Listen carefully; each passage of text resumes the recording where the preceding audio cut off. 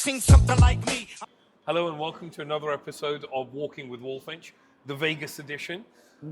Very excitingly, I've got someone extremely franchise famous on today, Angela Cote, the CEO and founder of, I was going to say of Walfinch. No, you're not the CEO No, I'm and founder not. of No, Walfinch. you are. That's you. That's me. Yeah. And you're the other one, right? Yeah, exactly. Of AC Inc. Yeah. So Angela, what is AC Inc.? At AC Inc., we provide education and training for people that are supporting franchisees, like field support, FBCs, and we also really believe in helping franchisees go from being stuck operators to being growth-minded business owners, and we do that by putting in a strategic growth coaching framework that is more of a proactive approach. Yeah. So yeah, we're really all about helping franchisees be more profitable, but starting with how are we supporting them? Yeah. How are we supporting them in a way that helps them think more like business owners and want to grow and scale their business? It's a really interesting thing, that, isn't it? Because so many people come into franchising and it's the first business they've ever run. Right. So they don't necessarily know what a business is and what the mechanics behind it are, how to look at a financial forecast, and also how to have those hard leadership type conversations, right? Yeah.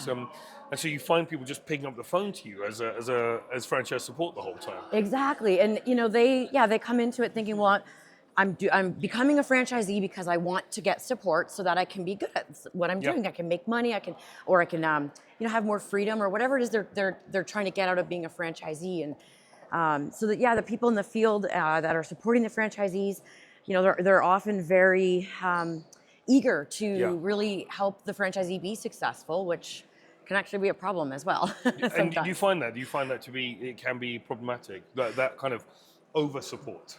Yeah, something I've been really noticing lately, when things start to show up and then you can't unsee it.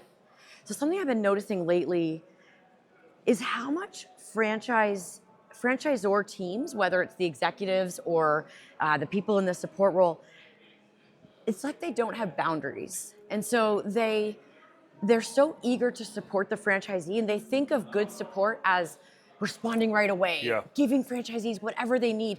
And often I've heard franchisors who kind of almost brag about the fact that they over support. Oh, we're really good. We over support our franchisees. Yeah. And I'm like, well, hold on a minute. What do you mean by that? Yeah. Well, we give them everything. We do it for them. We answer the call. They can text me anytime.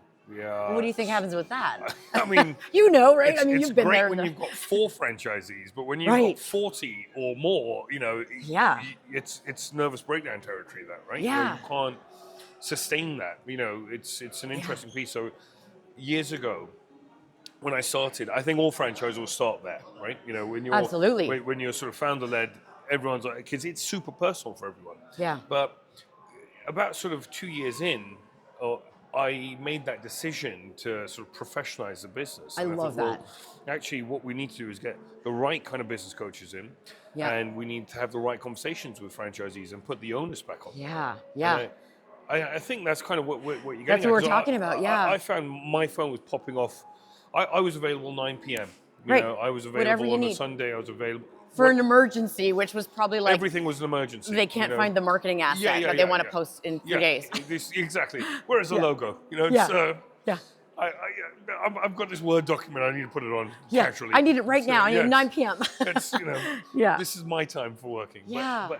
And what you find is that then if you're doing it, then your team starts doing it, and then you create this kind of actually quite toxic culture as a result of that. And it's deceiving because it looks on the surface, again, like you're doing, a good thing. You're supporting franchisees, but what you're really doing is creating monsters, right? Yes, and absolutely. what I found really interesting, and a lot of what I'm picking up on is not only, of course, our clients, but I don't work directly with our clients, but I get to run our roundtables on Zoom. And every week I'm with different franchisors. And so we have everything from a field support roundtable to the C-suite. And the C-suite, we have one for franchisors and brands that have at least 100 open locations, but often they'll have even like a couple thousand, and they're there. Even those CEOs and executives admit to this problem, that they do it. Yeah. And often especially with the earlier franchisees. But it's almost like on those roundtables, we hold up a mirror and we go. That's really interesting. So sorry, I've just No, interrupted you, go. but I was just like, I love our conversations. Yeah, that's why we do this, right? So and you hold a mirror up to them. Yeah, and it's funny because I think they're thinking that, oh no, the support team are the ones that we need to work on their development, and then all of a sudden they realize, oh yeah, I need to lead that way too. Yeah. So you said it earlier, like it starts from the top, and it's what we create, and what it's doing is it's creating, burnt out coaches, burnt out field support teams, and it's not empowering franchisees to take ownership of their own success. I love helping that message and helping franchisees. I get to speak on stages at franchise conferences and things like that about, wait, what can you do to be help yourself be successful here? And it's not the franchisor's responsibility. Their responsibility is to provide a solid brand and good infrastructure and have vetted the suppliers and all of that. But their job is not to do things for you. Yeah. Right. Yeah, and that is so true, because also what you're then doing is cascading this message down, because then you find the franchisee doing that with their own team. I run a home care business, and I remember my very first home care business when I was a franchisee myself. Yeah, and I love that perspective that you have. It's so good that you've been there. And I found that my phone was popping off the whole time because I had care staff calling me directly saying, "Oh, what's Mrs. Jones's key code?" and and so on. And you were the only one that knew it. And, well, of course, it's all in here. It's all in here, right? Yeah. And I remember this one moment where I was in the back of my car, and I was literally like getting things in and out of it, and I was in the boot. Yeah. And I got this George, he calls me up. He's a care worker, and he says, "Oh, I need this key code." And I was like, at that moment, I made the decision. I said, "Right, have you called the on-call number?" And he said, "No, I haven't." I was like, "Great, call the on-call number. Yeah. And if you can't pick it up, phone me back, and I'm very happy to help you." Yeah. I'm thinking, I know her key code number. I still know her key code number 10 years later. Yeah, that's right? so funny. But and he called this on-call number, and I'm sitting in the back of my boot for about 30 minutes, thinking, right, he hasn't called me back. He hasn't told me either way. Yeah. And then I called on-call. I was like, "Did George call you?" I'm like, "Yeah, great, okay." But then George never phoned me again because he knew, here's what I need to do. I'd set a boundary, right? And actually, we can coach franchisees to do that with their own teams, because otherwise they're in that sort of same negative cycle, right? Yeah, exactly. It's funny what you were saying. I'm going to even challenge one step further on what you just said. Is instead of saying, what did you say? Have you called the so we had, it was a weekend, so we had an on-call sort of thing. Okay, I would challenge you to please. take this one step further. Is instead of that, say, and what was his name? George. If you couldn't get a hold of me right now, where might you be able to find that answer? Let's see if you can think that up. And you know why? You know why, George, I'm doing this to you? Because I love you. Because I care about you. Because I don't want you to have to depend on me. What if I'm not available? What if I'm the person, I end up in the hospital, or I go away on a vacation and you can't get a hold of me and you're stuck now? I don't want that for you. I want you to be able to get what you need when you need it. And so I'm not saying That's a wonderful question, by the way. Yeah, I'm not saying I'm not here. I'm here to help you, but that's how I'm going to help you. I'm going to teach a man to fish instead of giving him the fish. Yeah. And so do you find doing that with franchisees as well? Like, is that an effective coaching tool? Yeah, well, absolutely. I mean, and again, this comes back to what we're so passionate about, shifting the way franchisees are supported from this, answers. And I know you've learned a lot about that from another interview you did with Jen Brandon on my team. So if anybody's wondering about the consulting versus coaching, that was the topic. But really, what just the high level, it's that I can tell you the answer, or I can help you figure it out. So we're coaching the coaches on how to flip that. And often, kind of back to the mirror, holding up the mirror, it's not like they resist, like the coaches get it right away. When we say, what if you reframed it and said, I'm trying to be helpful, and so I'm going to ask you to give me the answer. And then, we'll go from there. So, yeah. So that's a really interesting thing. So when you're talking to CEOs and franchise support teams, and they've got this culture where they'll pick up the phone at any point. be it on their honeymoon. I get so stressed. I'm so stressed when you say that, because I'm one of those people that, by the way, if you call me and we didn't have a plan to call, I'm probably not going to answer. Yeah, same actually. Because I protect my schedule. Yeah, I may, and then I'll listen if there's a voice, or you text me. Okay, then I'll call. But like I get stressed. So anyway. But yeah. Actually, I know, and if I ever do that, it's actually so rare now. Yeah. I usually start the phone call with, it's almost obscene to phone someone without book time now. You know, so, you know. Do you have a minute?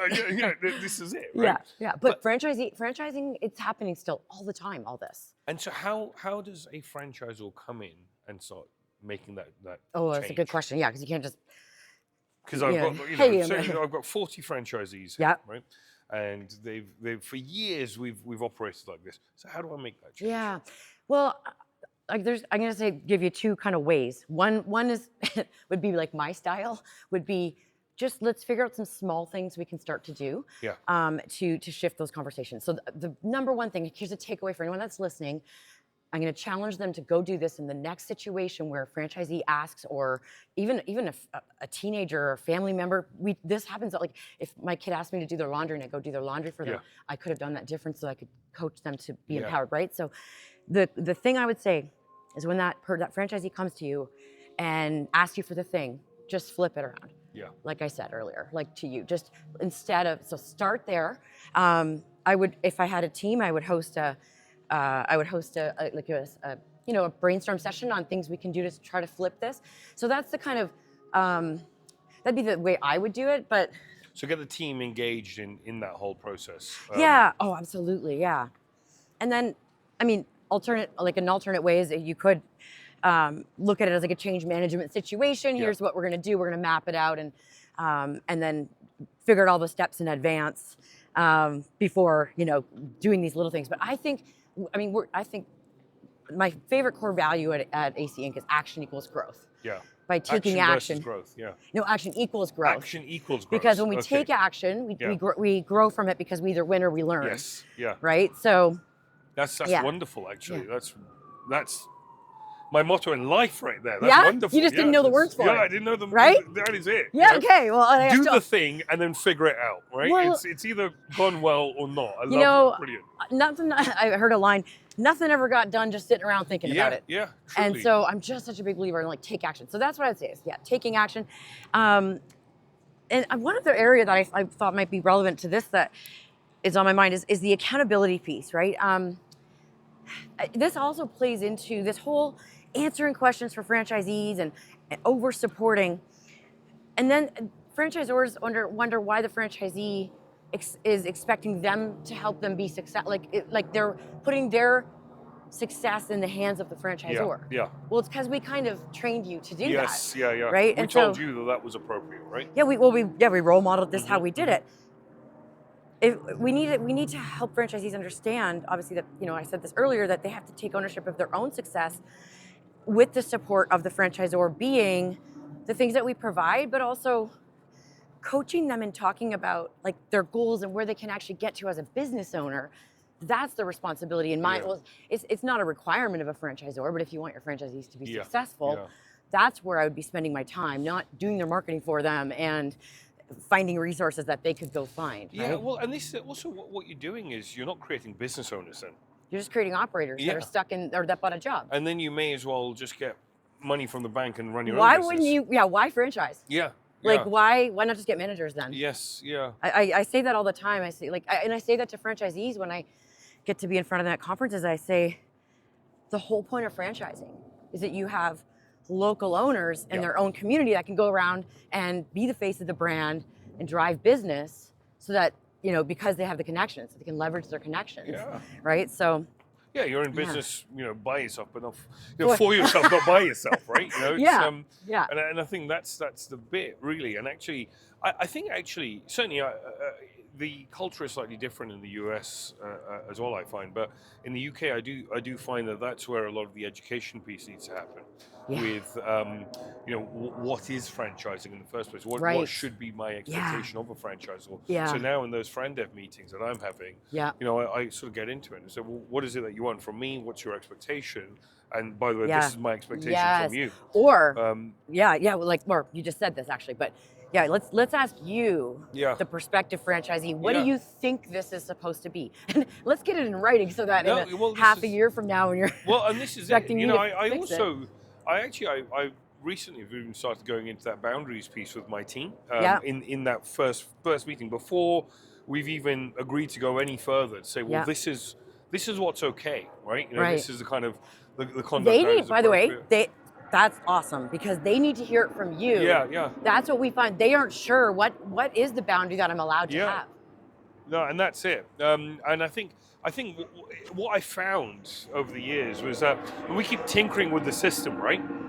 To say, well, it started off with I'll wash your car, and then it's kind of just slowly morphed to something a little bit more, I think, more strategic, more appropriate with what we're trying to do, and it's a collaborative effort. But we are positioning ourselves as coaches, really, Yeah. and that's really Yeah. what we're trying to do, as opposed to people that actually operate your business. Right. And that's Yeah. inevitably, I think, often when you buy a franchise. When I bought a franchise, that's what I thought I was buying, right? Yeah. And I thought, well, I'm going to buy it, and I'm just going to sit, and the phone's Yeah. going to ring. Especially if there's a brand, a well-known brand. I thought, great, that didn't happen. Perfect. Right? Yeah, But it doesn't actually, happen, that never happens. Yeah. You know? So, Well, but no one tells you about it. You know, Right? exactly. So- Well, exactly. You know what's really bizarre is with my as a franchisee myself, I became a franchisee. We were store number 300, 319, and 327 in the chain, and it grew to almost 500 locations. And you know what? When I say this at conferences as well to franchisees, if I'm in a room in Canada, I say, put up your hand if you know M&M Food Market, the Yeah. brand that I was a franchisee of, and all the hands go up. And then I say, keep your hand up if you shopped at M&M in the last month. And like a lot of hands go down. Yeah. And it's like, so you know about it, but doesn't mean people are just going to come because Yeah. you turned on the sign. Yeah. Like you have to drive that, You gotta right? drive that. And again, if we keep doing things for franchisees, we're teaching them that we're going to do it for them. Yeah. Why are we expecting them to think that they should have to drive it? Absolutely. I So- think that's really such a sensible point. And I think, again, as a franchisor, as a former franchisee, as a business operator as well, you know, I think that is so relevant on all those different levels, whether that is with my team, you know, because my team might call me up and say, so I've got, you know, people as young as early 20s working for me. Yeah. And my whole thing is, how much responsibility can I give you? You know, Yeah. and it's then saying, And you probably want to give them Yeah. more if they can handle it, right? and as long and that's it. And often the question I'm then saying is, someone's coming to me and saying, here's two things, which one should I go for? My Yeah. question is always, which one do you think we should go for? Yeah, And yeah. invariably, you know, 80% of the time, that's kind of right what they're saying. And I'm like, But- great, tell me your thinking process, and this is what I'm thinking. And then we'll have Love that. an intellectual conversation about it, and let it be their decision. You know, because actually, then they're winning, and then next time they're not asking me again. And then if they fail, they learn. Exactly. I mean, there's an extent to what you're going to let, failures, Yeah, yeah. cost-wise, you know. I read something in a book, and I'm gapping what book it was right now. Maybe Speed of Trust or one of these books about a guy that made this big mistake, and it was like a $10 million mistake or something like that. And he got called into the boss's office, and he's like, I guess you're probably here to let me go, you know, Yeah. to terminate me. And the boss is like, no, I mean, I just spent $10 million educating you. Why would I let you go? Yeah. Well, this is Or it, maybe it right? wasn't 10 million, but whatever it was. Careful then. Yeah, this is absolutely the point. I think, you know, you need to really think about what is the education you're putting in the first place. And you have to accept that some mistakes are going to Of happen, course. right? And With franchisees as well. I Let was- them learn. Absolutely. I was talking to a franchisee recently, and I was just saying to them that, look, they're such an operator that they're a micromanager. And I was Right. like, look, you know, you're no longer operating the business. This business is operating you. Oh, right? yeah, that's not a good feeling. You know, and I was just saying that actually, what we need to say here is, where is the point? You know, you can't do all of the roles.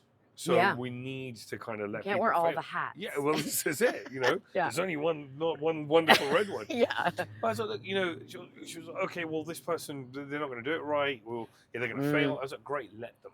You know, because Yeah. actually, where it's safe, you know, because Yeah. we're in home Yeah. camera, but often Yeah. you can let someone have a screw up. Yeah. And then they'll learn from that screw up. They'll never make that same mistake twice. Yeah, You know, yeah. because actually, if they're making the same mistake twice, they're probably not the right person for the job anyway, right? And Mm-hmm. it's really sort of putting the onus back on the individual. I think that's such a powerful thing you said. You know, thank you so much, by the way, for this opportunity. It's going to sound a little bit cheesy, but this is my mission in life, is to help people. Like my personal mission that's coming out through my business is to help people understand that they can take ownership of their own success.